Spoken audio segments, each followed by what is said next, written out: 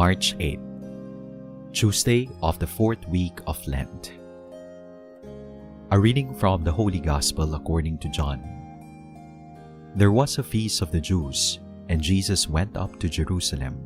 Now there is in Jerusalem at the sheep gate a pool called in Hebrew Bethesda, with 5 porticos. In this lay a large number of ill, blind, lame, and crippled.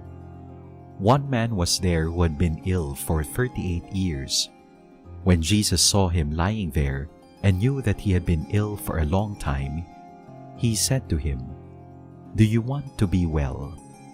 The sick man answered him, "Sir, I have no one to put me into the pool when the water is stirred up.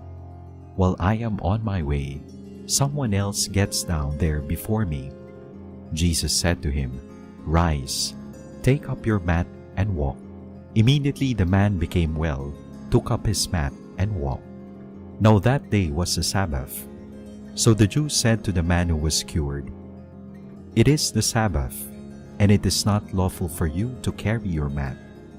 He answered them, "The man who made me well told me, 'Take up your mat and walk.'" They asked him, "Who is the man who told you, 'Take it up and walk'?"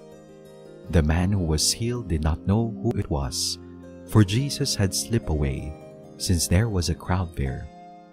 After this, Jesus found him in the temple area and said to him, "Look, you are well.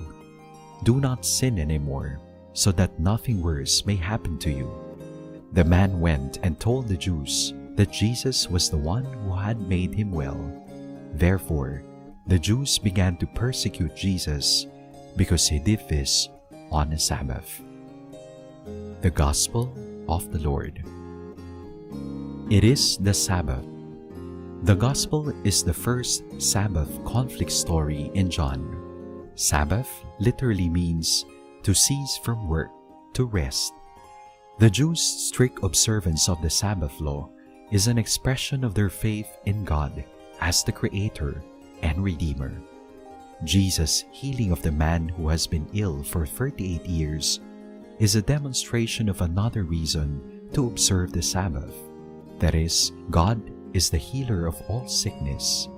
The healing of a sick man at the pool of Bethesda by Jesus results in opposition, not belief, in contrast to the royal official in yesterday's Gospel.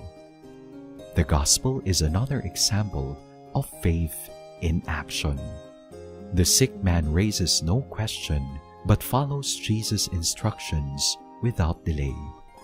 Because of his obedience, he is at once made well, able to take up his mat and walk. 2 characters are presented to us today: the unbelieving Jews and the believing sick man. The Gospel is an invitation for all of us to follow the sick man's good example, to believe in Jesus' words.